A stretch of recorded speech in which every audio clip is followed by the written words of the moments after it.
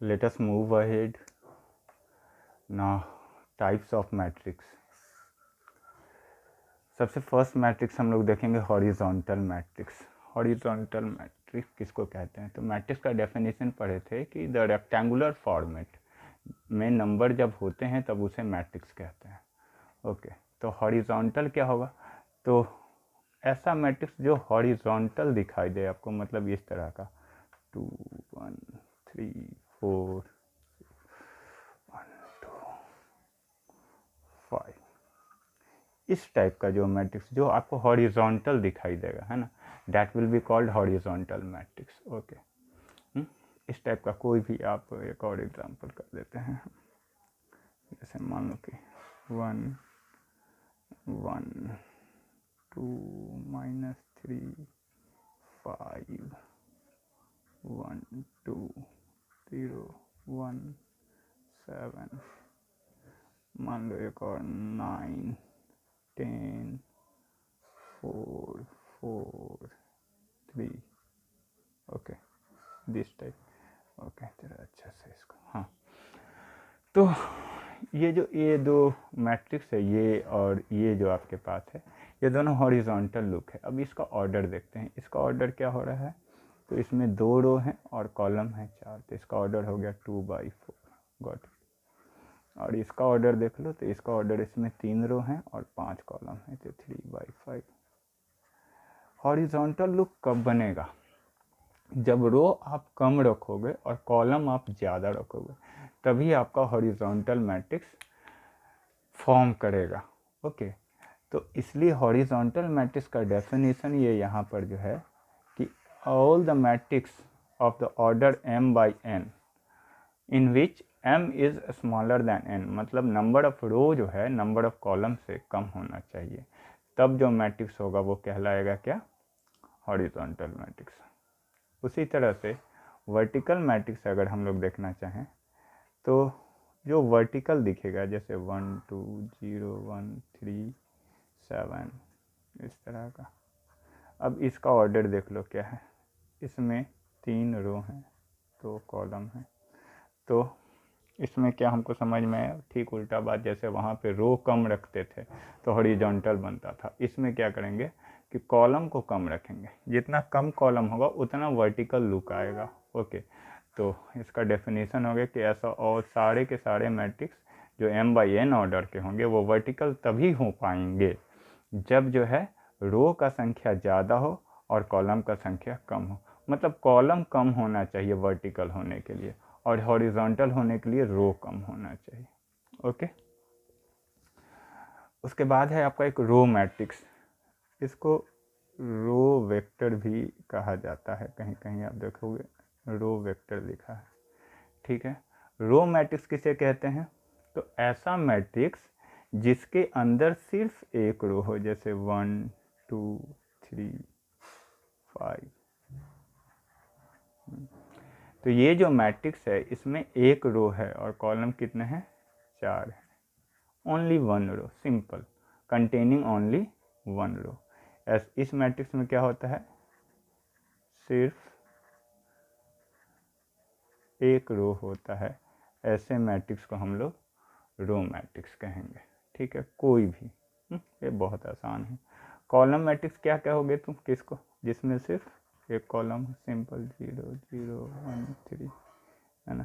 इसका ऑर्डर क्या हो गया? तो इसमें 4 रो हैं, 1 2 3 4, कॉलम 1, तो 4/1. ये बहुत आसान है, इसमें टाइम किल करने से कोई फ़ायदा नहीं. यहाँ हो गया. इसके बाद का जो चीज़ है वो है आपका स्क्वायर मैट्रिक्स. स्क्वायर मैट्रिक्स किसे कहते हैं?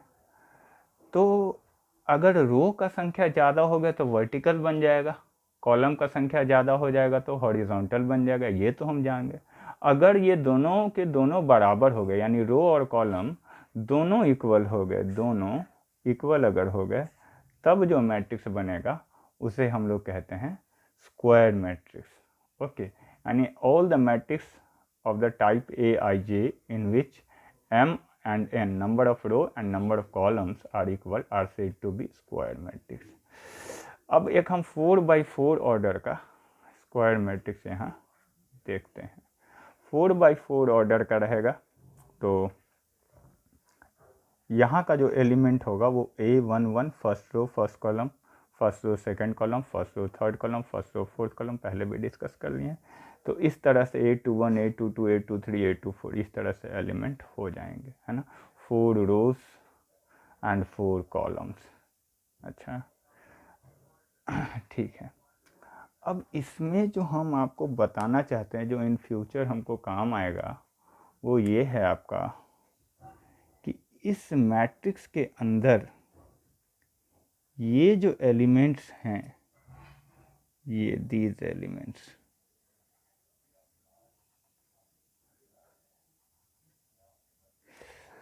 ये एलिमेंट्स में स्पेशल क्वालिटी ये है कि इसमें A11 है, A22 है, A33 है, A44 है। अच्छा, ये जो स्क्वायर फॉर्म कर रहा है, इस स्क्वायर में ये एक डायगोनल है और एक दूसरा डायगोनल ये भी है, बट इसका ज़्यादा चर्चा और ज़्यादा यूज़ है ही नहीं, इसलिए सिर्फ इसको प्रिंसिपल डायगोनल कहा जाता है एक्चुअली, और इसे सेकेंडरी डायगोनल कहा जाता है, ठीक है ना।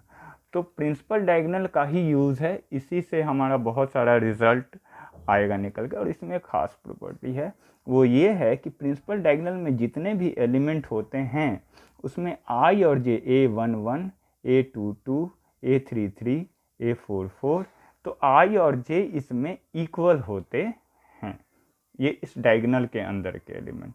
और जो डायगोनल के अंदर प्रेजेंट नहीं है, ये डायगोनल पार्ट हो गया स्क्वायर मैट्रिक्स का। पहला बात तो हम लोग ये जान जाते हैं, ये हो गया आपका डायगोनल पार्ट। ओके, अच्छा, तो ये जो पार्ट हो गया हमारा, ये हो गया आपका डायगोनल पार्ट। हाँ, तो यानी कि इस पार्ट में, इस पोर्शन में जो एलिमेंट होंगे वो एलिमेंट प्रेजेंट इन डायगोनल कहलाएंगे। डायगोनल पार्ट के एलिमेंट, डायगोनल एलिमेंट, सीधे डायगोनल एलिमेंट भी कहा जा सकता है। अच्छा, इस डायगोनल के बाहर में जो एलिमेंट हैं, ये और ये नॉन डायगोनल एलिमेंट या ऑफ डायगोनल एलिमेंट इसे हम लोग कहेंगे आगे से। ये जो है यहाँ पर जो एलिमेंट जो आपको दिखाई दे रहे हैं, दूसरा कलर यूज़ कर लेते हैं, ये जो आपको दिख रहा है ये वाला एलिमेंट, जो कि एक ऊपर में ट्रायंगल टाइप आपको लगेगा, और दीज एलिमेंट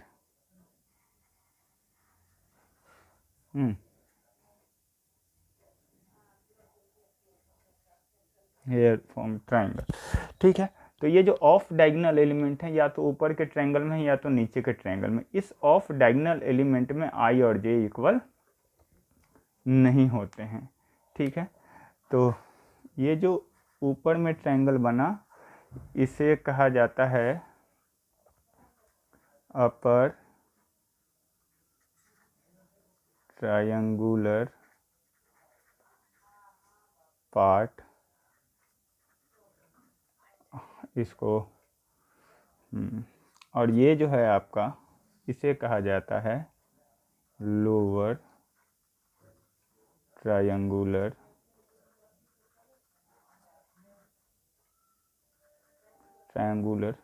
पार्ट, ठीक है। तो upper triangular part and lower triangular part are off diagonal part and this is diagonal part. Diagonal part के अंदर जो है I और J इक्वल होते हैं। ऑफ डायगोनल में जो ऑफ डायगोनल का मतलब कलेक्टिवली कहा जा रहा है upper triangular part and lower, off diagonal में I और J इक्वल नहीं होते हैं। आप देख सकते हो here and here I and J are not equal. And one more thing we should analyze here, that in this portion the all element lying in upper triangular part, I is always smaller than J, यानी upper triangular part में I, in upper triangular part I is smaller than J, and in lower triangular part we see here in all elements I is greater than J. Okay, now next point, diagonal matrix. कैसे matrix को diagonal matrix कहते हैं? तो diagonal matrix ऐसे matrix को कहा गया है जिसमें डायगोनल के सारे एलिमेंट को छोड़कर बाकी सारे एलिमेंट ज़ीरो हो। इसमें कहता है कि off diagonal elements are definitely zero. इसमें सिंपल तुमको ये याद करना है कि off diagonal elements are definitely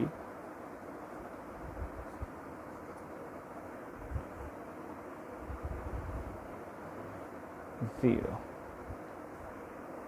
of diagonal element निश्चित रूप से ज़ीरो होंगे। इसका मतलब ये हुआ कि डायगोनल एलिमेंट के बारे में कोई कंडीशन नहीं दिया गया है।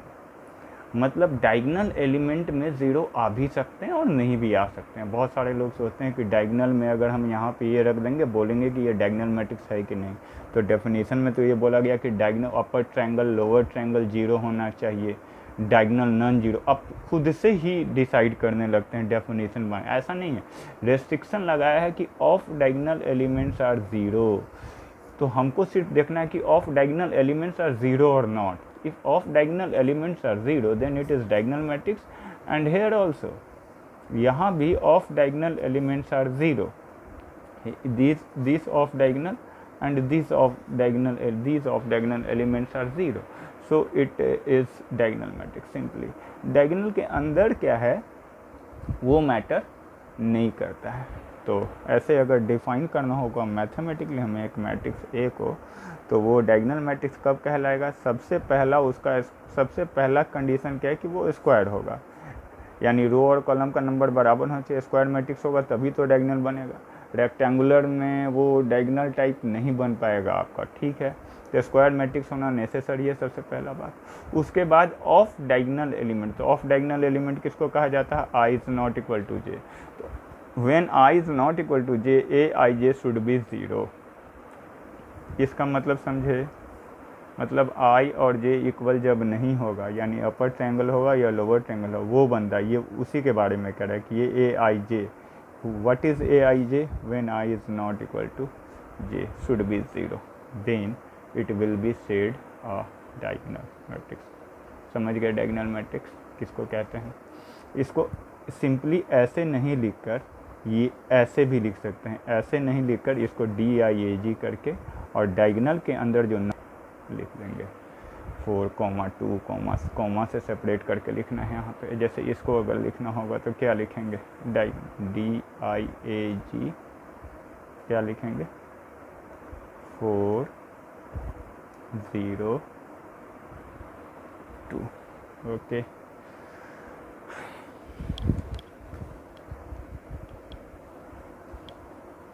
आगे बढ़ते हैं हम लोग।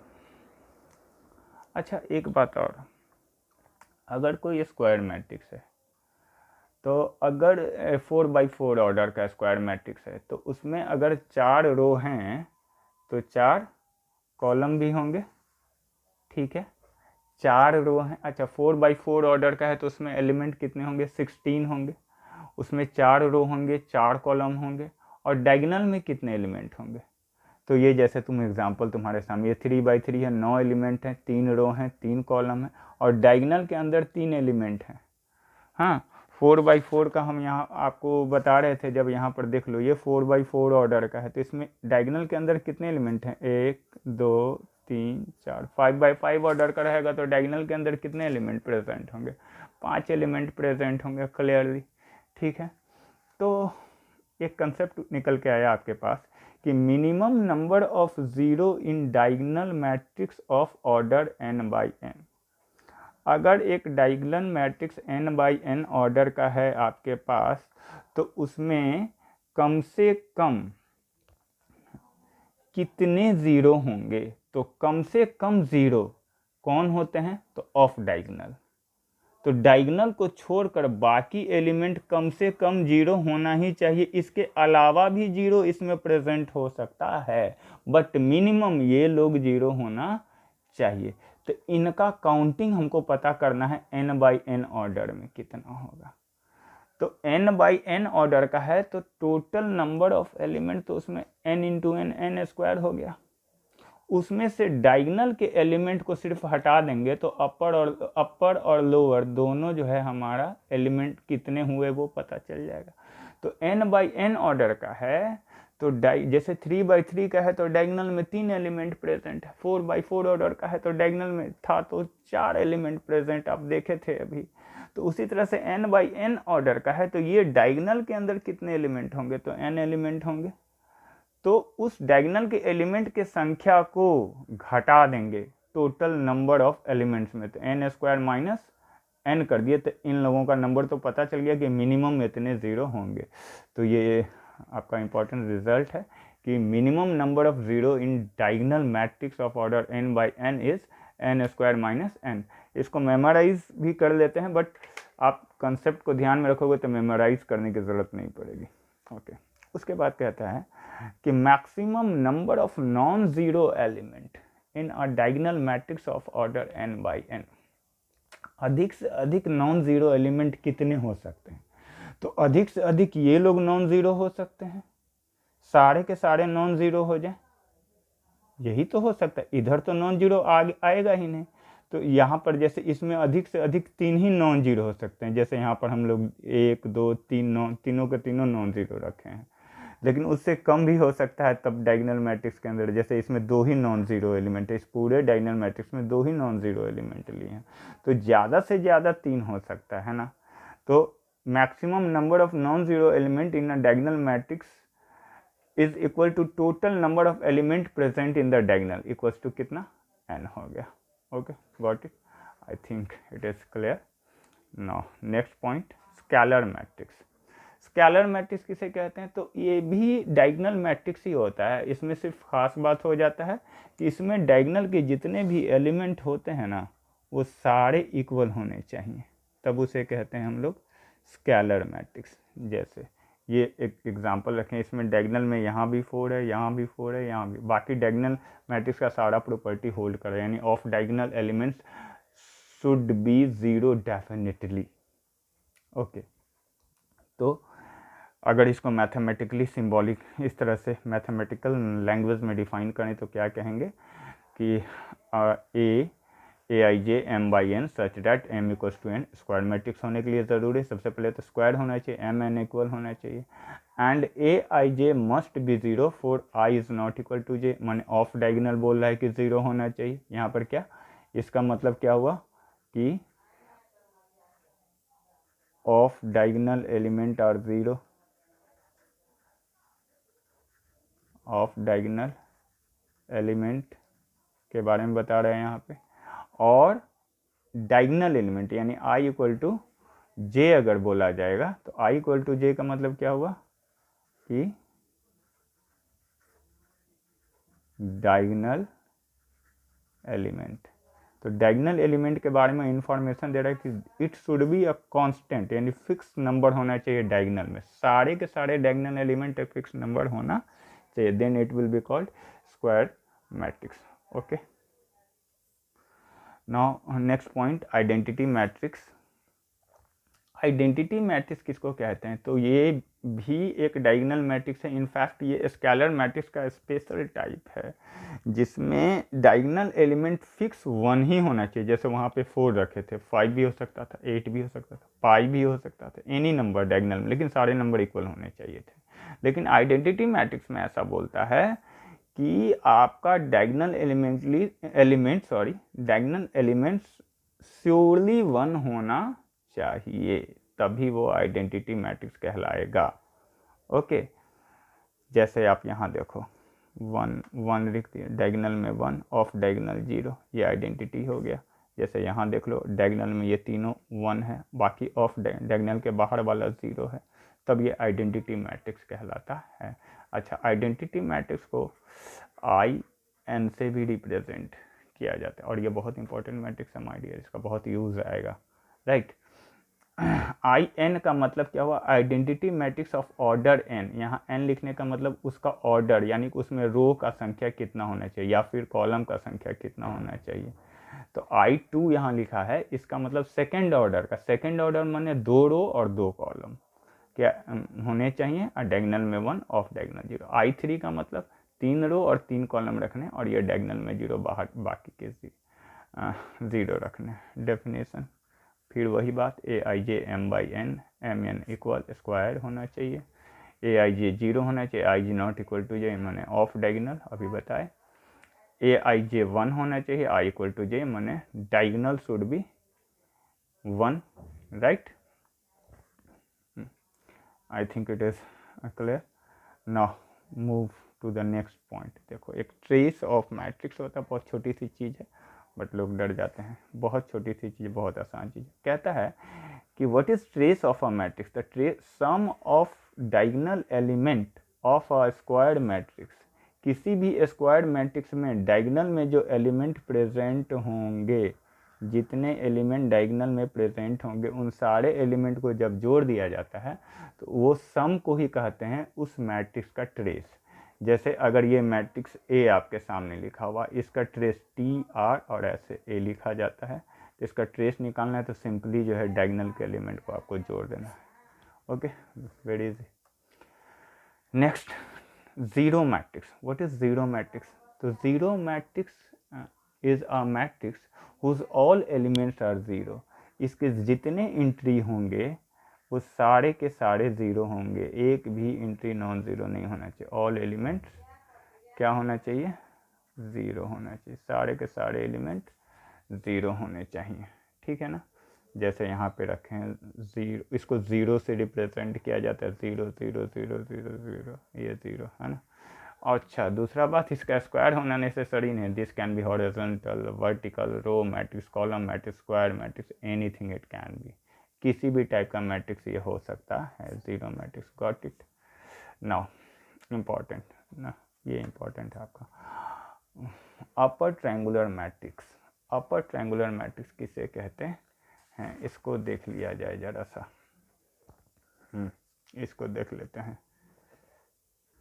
देखो अपर ट्रायंगुलर मैट्रिक्स, छोटा सा एग्जांपल देके हम समझा देते हैं आपको कि एक स्क्वायर मैट्रिक्स ले लो आप, जैसे 2 3 4 3x3 ऑर्डर का, 0 1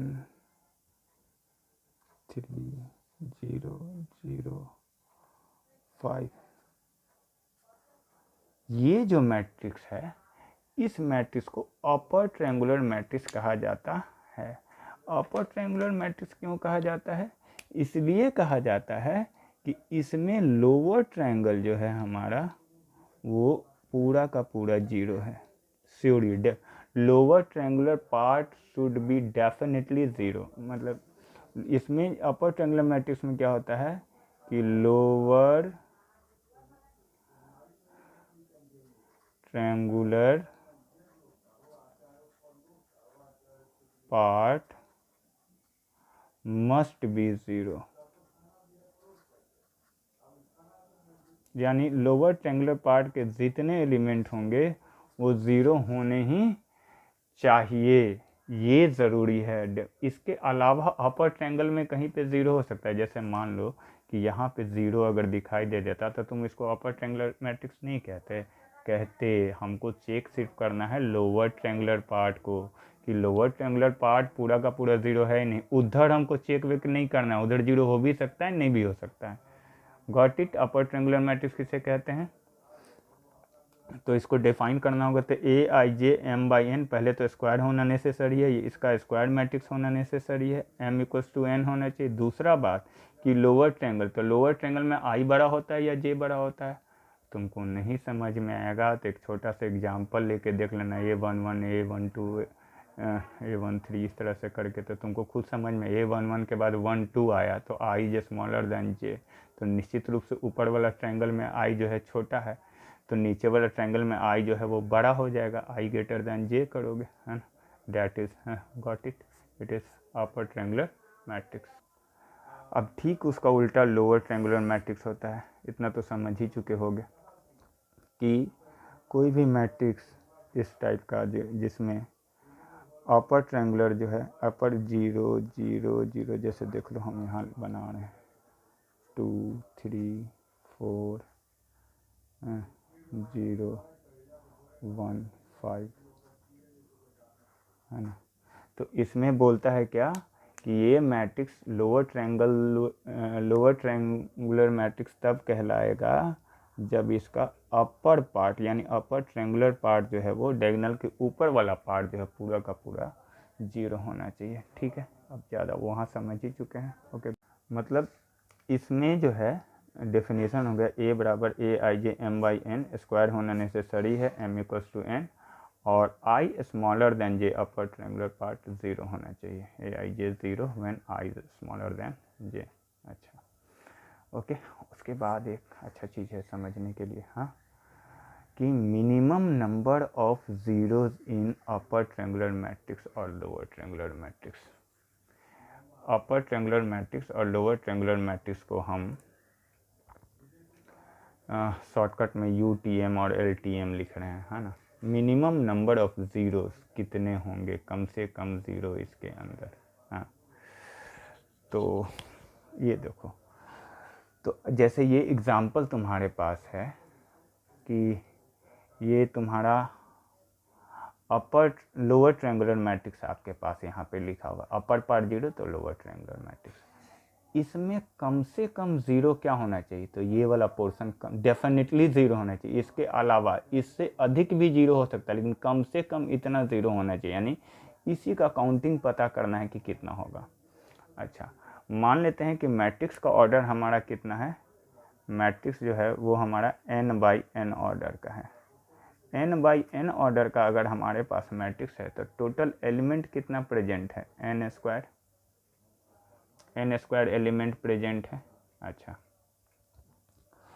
उसमें से ये इसको घटाए थे जैसे वहाँ पर किए थे, तो ये दोनों पता चल जाता है, n स्क्वायर माइनस n हो गया, इतना हो गया हमारा, है कि नहीं। डायगोनल एलिमेंट को घटा दिए तो अपर ट्रायंगल और लोअर ट्रायंगल पता कर चल गया कि इसकी संख्या कितनी है। जैसे यहाँ पर 3 यहाँ है और 3 एलिमेंट यहाँ है, तो टोटल एलिमेंट कितना हो गया, 6 हो गया। सिमेट्री होता है, diagonal is line of symmetry, तो जितने एलिमेंट अपर पार्ट में होंगे उतने ही लोअर पार्ट में होंगे। तो इन दोनों का जोड़, अगर x इसमें संख्या है, x इसमें है, तो टोटल संख्या कितना हो गया, 2x, तो उसका हाफ ही तो यहाँ पे प्रेजेंट है ना। तो ये टोटल तो हम लोग निकाल ही लिए हैं कि n स्क्वायर माइनस n है, अपर प्लस लोअर, है ना। तो सिर्फ एक पार्ट में कितने एलिमेंट होंगे, तो डिवाइडेड बाय 2, बहुत आसान, n स्क्वायर माइनस n/2, कम से कम इतने 0 तो होंगे ही होंगे।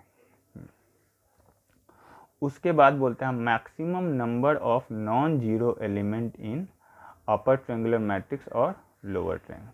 अधिक से अधिक कितने नॉन जीरो, तो अधिक से अधिक ये सारे के सारे नॉन जीरो होंगे। अधिक से अधिक इसको छोड़कर, ये जो चीज़ है आपका अपर पार्ट, इसको छोड़कर ये सारे के सारे जीरो होंगे, ज़्यादा से ज़्यादा तो यही होगा। मतलब कि टोटल मैट्रिक्स में से इसके संख्या को घटा देंगे तो अधिक से अधिक कितने नॉन जीरो होंगे, टोटल जितने एलिमेंट हैं उसमें से इसको घटा देंगे तो पता चलेगा कि अधिक से अधिक कितने नॉन जीरो एलिमेंट हमारे पास प्रेजेंट हैं। तो देख लो तुम कि टोटल हमारा एलिमेंट था n स्क्वायर, और अभी अभी हमको पता चला है इसका संख्या कितना है, इसमें कितने लोग प्रेजेंट होते हैं, तो वो हमको पता चला है कितना, n स्क्वायर माइनस n/2, इतने लोग वहाँ पर हैं। इसी को घटा देंगे तो अधिक से अधिक कितने नॉन जीरो एलिमेंट, जैसे इसमें नॉन जीरो कितने प्रेजेंट हैं आप देख लो, तो देखो 1 2 3 4 5, लेकिन एक और 6 हो सकता था, ज़्यादा से ज़्यादा कितना हो सकता था, 6, तो ज़्यादा से ज़्यादा 6 हो सकता था। टोटल है 9 में से 3 घटा देंगे तो 6 मिल जाएगा ना, ज़्यादा से ज़्यादा 6 हो सकता है। तो वही चीज़ हम कर रहे हैं कि टोटल हमारे पास n स्क्वायर, उसमें से वो ऊपर वाला पार्ट में कितने लोग बैठे हुए हैं, तो इतने लोग बैठे हुए हैं, उस चीज़ को हम माइनस कर दिए तो पता चल गया कि ज़्यादा से ज़्यादा नॉन जीरो कितने एलिमेंट होंगे। Got it.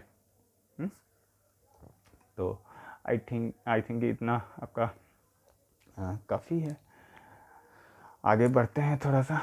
कंपेरेबल मैट्रिक्स, दो मैट्रिक्स को कंपेरेबल कब कहते हैं, जब उनके ऑर्डर सेम होंगे। यानी कि अगर एक ए मैट्रिक्स है जिसका ऑर्डर 3/2 है और एक बी मैट्रिक्स है, उसका ऑर्डर जो है 2/3 है, अगर आपका बी का ऑर्डर 2/3 है, तो then A and B are not comparable.